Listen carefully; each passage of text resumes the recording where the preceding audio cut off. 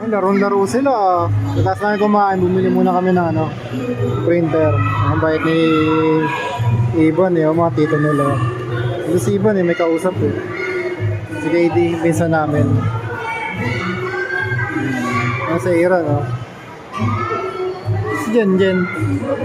Wala si Jenica. Ayun si Mami, oh.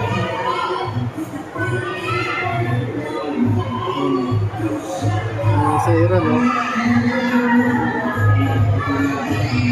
Jen. Kung makita si Jenica, ah. Saan na yun?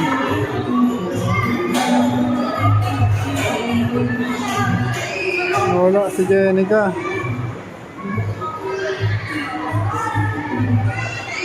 Saan na yun? May lalapit dito yun.